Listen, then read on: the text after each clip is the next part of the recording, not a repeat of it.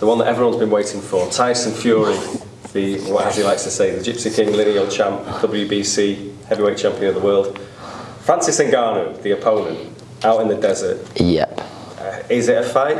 What happens? It's a fight. It's a fight to see who the baddest man on the planet is. Do you mean, is it a fight? It's, no, that's what they're saying.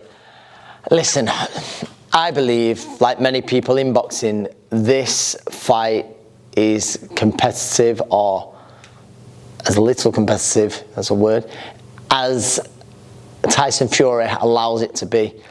And there's always the saying, oh, you know, he's a big man. And I have no doubt Francis Ngannou is a very, very powerful man. And if he hits someone on the chin in small gloves, especially in those MMA gloves, they're going to go over. Boxing's very, very different.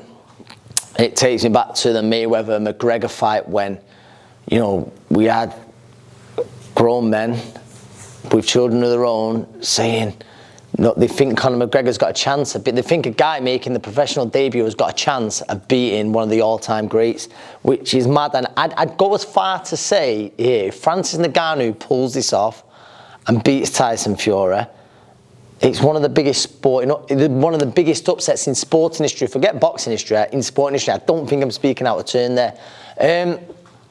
That said, Francis Ngannou is a very powerful man, but stance is different in MMA, stance is different in boxing.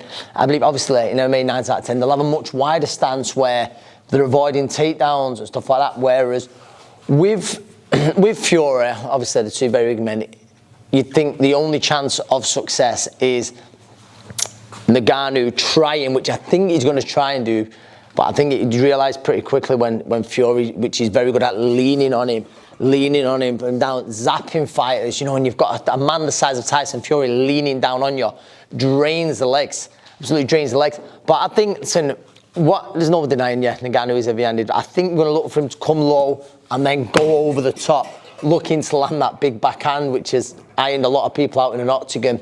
Again, if Tyson Fury can take the power over Deontay Wilder and get up, you do question what's going to happen when Francis Ngannou. And I think if Ngannou is to do the impossible, which I do believe is the impossible, he's got to do it inside a round or two. I really believe that, because then how the stance is, no matter how fit, how hard he trains Ngannou, it's holding his shape, a shape that he's not used to. Again, it's a very different stance.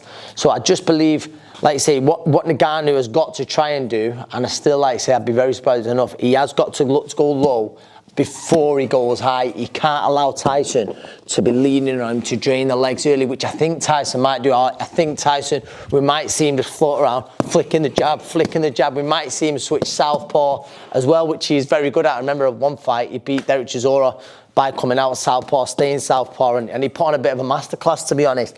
I just believe what's going to happen. Tyson's going to poke. They'll come inside. When he does, he's going to lean on. Zap Ngannou.